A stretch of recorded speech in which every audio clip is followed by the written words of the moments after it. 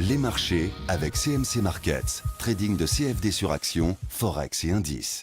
Salut, c'est Trado, content de vous retrouver pour la mise à jour quotidienne de l'indice parisien et aujourd'hui je vous propose l'action Société Générale puisque c'est celle qui m'a été le plus demandée par mail vu qu'il n'y a pas eu de demande spécifique sur Boursorama aujourd'hui. Alors, voilà où nous en sommes sur le coin des fondamentaux. C'est globalement mitigé. Et bon, au niveau de la zone euro, c'est aujourd'hui le lancement officiel du quantitative easing de la Banque Centrale Européenne. Mais ça, bon, les marchés s'y sont préparés depuis maintenant pas mal de temps. Et bon, pas grand-chose à dire, hein. On a simplement acté le début de l'opération. Par contre, les autres nouvelles en provenance de la zone européenne sont plutôt très moyenne, avec tout d'abord en Allemagne une nouvelle baisse des exportations. Ça n'a pas véritablement enchanté les investisseurs outre-Rhin. Et également un petit agacement de l'Eurogroupe qui invite la Grèce à passer à la vitesse supérieure, à cesser de perdre du temps et engager des réformes, puisque pour l'instant pas grand-chose n'a été mis sur le tapis. Et du côté des États-Unis, par contre, c'est pas mal avec une reprise des fusions-acquisitions qui ont remis les indices US dans la bonne direction. Alors tout ça, ça nous donne une baisse de 0,6%. Alors je vais pas refaire la vidéo de vendredi, mais il semble bien effectivement que il s'agit, c'est pas il semble bien, c'est un fait, d'un gap commun. J'en avais parlé rapidement, j'avais dit voilà, il n'y avait pas eu de cotation entre le plus haut de cette bougie et le plus bas de cette bougie. Alors au mieux, il pouvait s'agir d'un gap de continuation ou d'un gap de rupture, mais le fait qu'on ait eu une mollesse là sur la séance de vendredi m'incitait à penser qu'il pourrait bien s'agir d'un gap commun. C'est un gap qui n'a aucune signification autre que la naissance probable d'une période de latéralisation. Et effectivement, le gap ayant été comblé en moins d'une semaine, il s'agit effectivement d'un gap commun. Donc je vais l'enlever, maintenant on n'a plus besoin. Et ce qui est intéressant à remarquer, c'est qu'une fois de plus, c'est Ichimoku qui est à l'honneur, puisque malgré l'attaque baissière qui a été quand même assez violente, on a rebondi une fois de plus sur la Tenkan. Alors c'est pas anodin, je vous rappelle que la Tenkan, c'est la première sentinelle du système Ichimoku. Quand la Tenkan aura cassé, si elle casse, on pourra effectivement s'interroger sur la suite. Mais pour l'instant, la Tenkan tient. Nous avons également la Kijun qui n'a même pas été sollicitée maintenant depuis plusieurs mois. Donc rien ne laisse préjuger et présager pour l'instant d'une attaque d'ampleur. Donc à titre personnel, je suis assez à l'aise avec l'idée d'une simple consolidation latérale.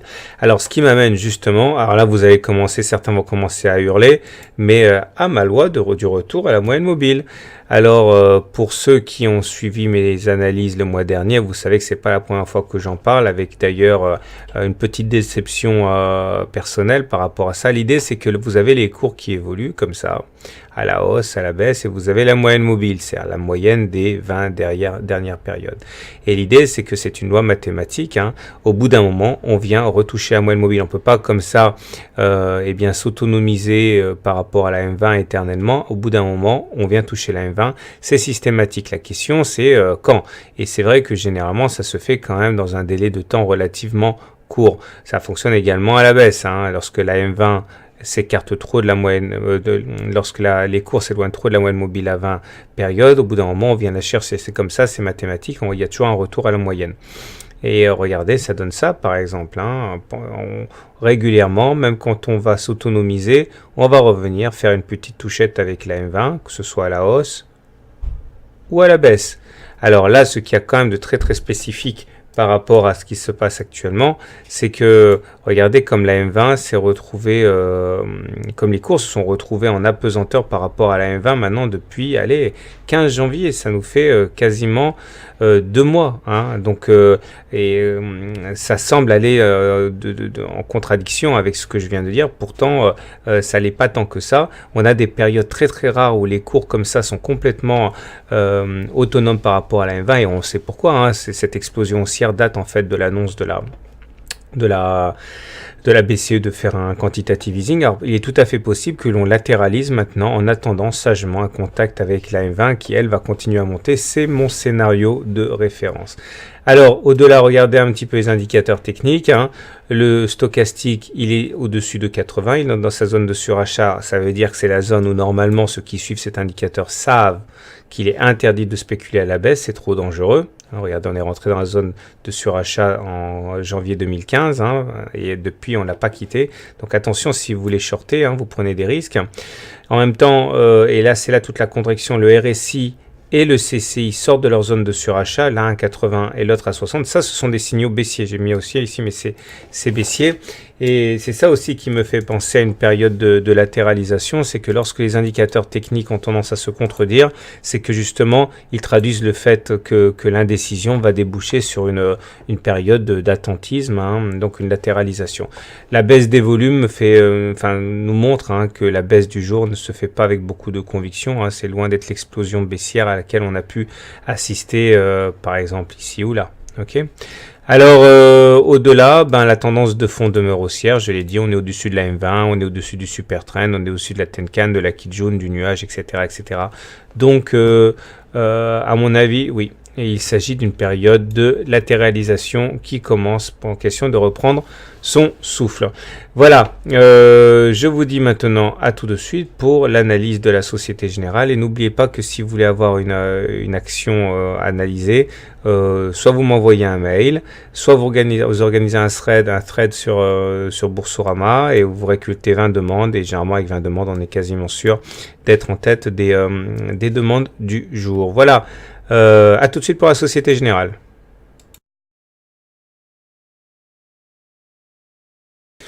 Alors, chose promise, chose due, voilà l'analyse technique de la Société Générale. On va commencer par une analyse hebdomadaire. Et là, on voit qu'on est peut-être à un tournant sur l'action Société Générale. L'unité de temps hebdomadaire, ça veut dire que chaque bougie que vous voyez là correspond à une semaine de cotation. Alors, ce qui est intéressant à remarquer, c'est que regardez, lorsque les pics étaient ascendants comme ça et que les creux étaient ascendants, on était en tendance haussière.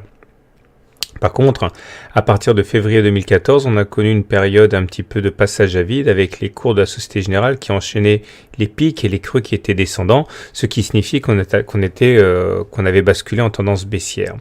Et vous l'aurez compris, pour que la tendance baissière se mue en tendance haussière, il faudrait recommencer à faire des pics et des creux ascendants. Alors, ce qui est très intéressant là, c'est que si on zoome un petit peu, on voit que c'est en train de se décider maintenant. Le précédent pic de référence est là, à savoir globalement sur les 42 €, et on voit que c'est précisément le niveau auquel on est arrivé la semaine dernière. Si on arrivait à déclencher, à passer au-dessus de ces 42 €, eh bien on basculerait donc en tendance haussière avec des pics redevenus ascendants. Donc on comprend tout l'enjeu de clôturer au-dessus des 42 €. Au-delà, il y a un autre élément qui est très intéressant à suivre, c'est le super trend. Alors regardez.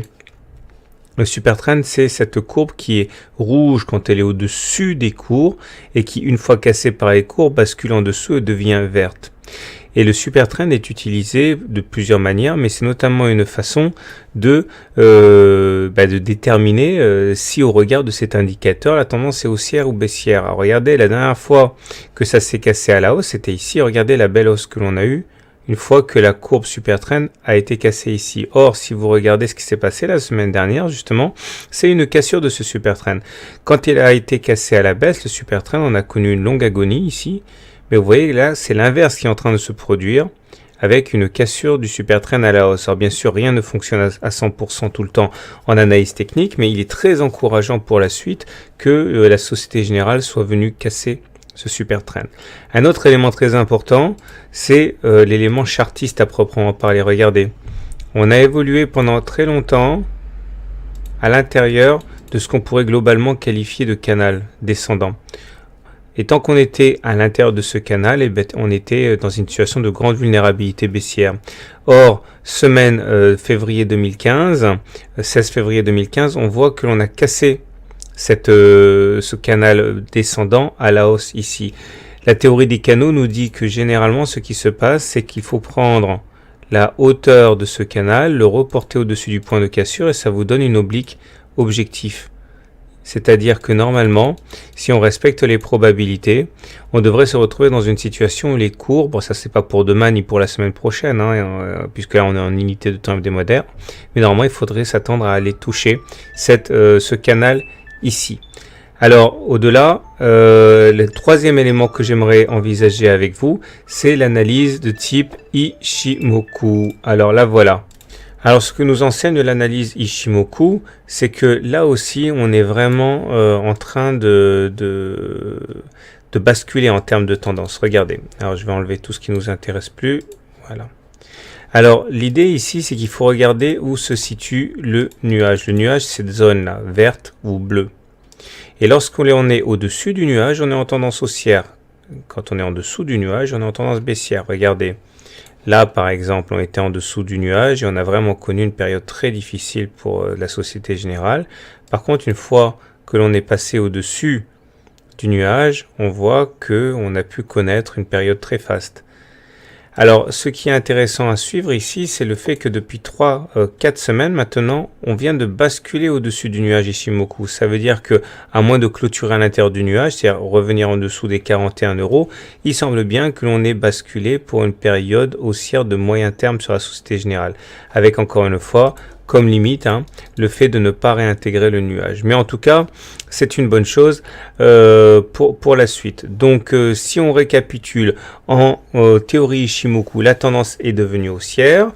Graphiquement, c'est pas mal non plus. On peut dire que c'est plutôt encourageant pour la suite. Il n'y a que pour la théorie de dos que c'est en train de se jouer maintenant. Et je rappelle que l'objectif, c'est de passer au-dessus des précédents plus hauts pour avoir des pics et des creux ascendants. C'est-à-dire clôturer au-dessus des 42 €. Alors très rapidement, parce qu'en journalier, sur une grosse valeur comme la Société Générale, ça peut être significatif. On retrouve les éléments que j'ai mentionnés tout à l'heure. Tout d'abord, regardez, là c'est le nuage journalier. Là, chaque bougie correspond à une journée de cotation. Là, on est passé au-dessus du nuage, c'était le 22 janvier. Après coup, eh bien, on est resté au-dessus. Il y a eu des incursions à l'intérieur du nuage, mais on n'a jamais clôturé en dessous du nuage. Et vous voyez que cela préjuge de ce qui pourrait se passer en unité de temps hebdomadaire. Vous comprenez l'intérêt qu'il y a au-dessus du nuage. C'est tout à fait, c'est tout à fait encourageant pour la suite. Voilà. Donc, c'est aussi en journalier, c'est aussi en hebdomadaire. Et donc, si vous découvrez mon travail, je suis Trado, je fais des analyses techniques. N'hésitez pas à demander votre e-book gratuit. Vous envoyez e-book gratuit à tradozorgmail.com et je vous envoie le e-book, la vidéo exclusive, les exercices corrigés, tout ça dans votre boîte à lettres. Et vous pouvez également, pour ne pas louper la prochaine mise à jour, vous inscrire à la newsletter gratuite sur le blog. À très bientôt pour une mise à jour.